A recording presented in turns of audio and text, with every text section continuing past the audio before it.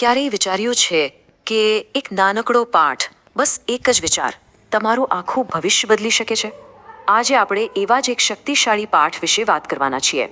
ચાલો શરૂ કરીએ. તો ચાલો જરા પણ સમય બગાડ્યા વગર સીધા જ મુદ્દા પર આવીએ.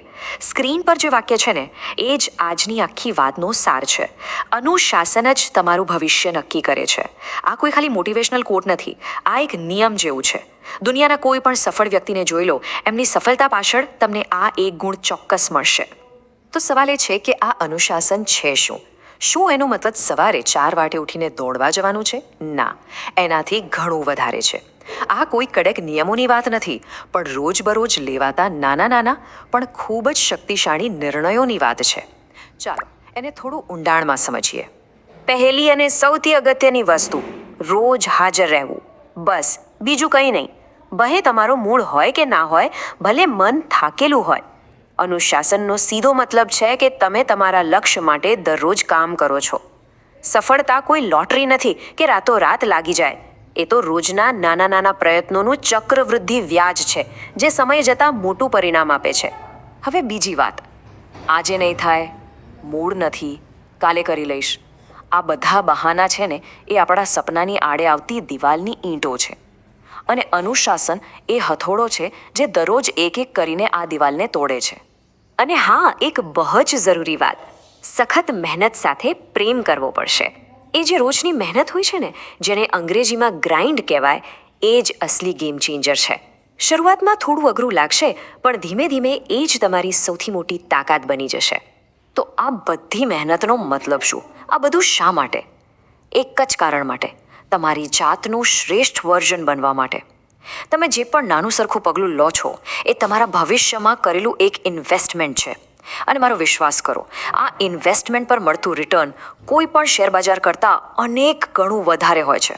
ચાલો આપણે સમજ્યા કે અનુશાસન શું છે, પણ એ આપણા દિમાગ સાથે શું કરે છે, એ કેવી રીતે આપણી વિચારસરણીને બદલે છે.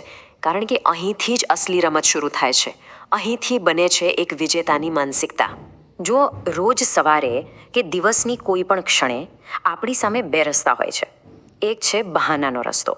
મગજ તરત કહેશે, અરે આજે ટાઈમ જ ક્યાં છે, અથવા યાર બહુ થાક લાગ્યો છે. પણ બીજો રસ્તો છે અનુશાસનનો, જે કહે છે સમય નથી, સમય કાઢવો પડશે. થાક તો અસ્થાયી છે, લક્ષ્ય કાયમી છે. તમારી પસંદગી જ તમારું ભવિષ્ય છે, રોજ, દરેક ક્ષણે. અને આ જે રોજની પસંદગી છે ને, એ જ તમારી મેન્ટલ સ્ટ્રેન્થ એટલે કે માનસિક શક્તિ બનાવે છે. આ એ જ તાકાત છે જે કોઈ મેરેથોન દોડનારને છેલ્લું કિલોમીટર દોડાવે છે. જ્યારે એનું શરીર ના પાડી દે છે, ત્યારે શરીર નહીં, એનું મન દોડતું હોય છે. તો સવાલ એ છે કે શું તમે તમારા મનને ટ્રેનિંગ આપી રહ્યા છો?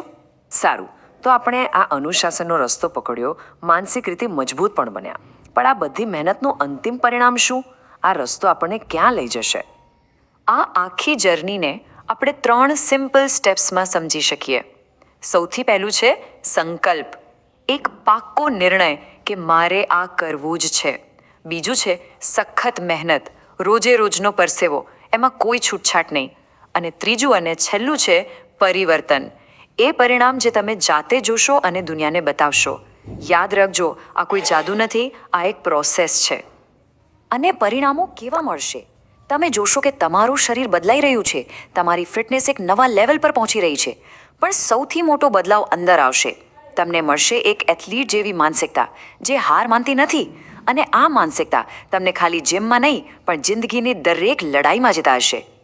અને જો તમને ક્યારેય એવું લાગે કે આ રસ્તા પર તમે એકલા છો, તો આ આંકડો જુઓ, 34,553. આટલા બધા લોકોએ આ જ મેસેજ પર વિશ્વાસ કર્યો છે, અને તેઓ પણ આ જ રસ્તા પર છે. આ એક મોટી કમ્યુનિટી છે. તમે એકલા નથી.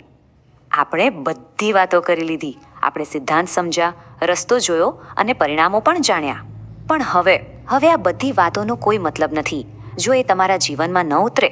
હવે વાત તમારી છે. તો આપણે પાછા ત્યાં જ આવી ગયા જ્યાંથી શરૂઆત કરી હતી. અનુશાસન જો તમારું ભવિષ્ય નક્કી કરે છે. હવે આ ફક્ત એક વાક્ય નથી, બરાબર, આ એક સચ્ચાઈ છે, તમારા માટે એક ચેલેન્જ છે. તો હવે છેલ્લો અને સૌથી અગત્યનો સવાલ, તમારા પોતાના ઉજ્જવળ ભવિષ્ય માટે તમારો આજનો પહેલો સંકલ્પ શું હશે?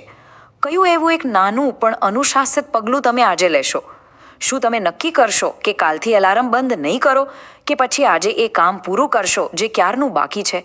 તમારો પહેલો સંકલ્પ ગમે તે હોય એ આજે જ લો, કારણ કે તમારું ભવિષ્ય તમારી જ રાહ જુએ છે.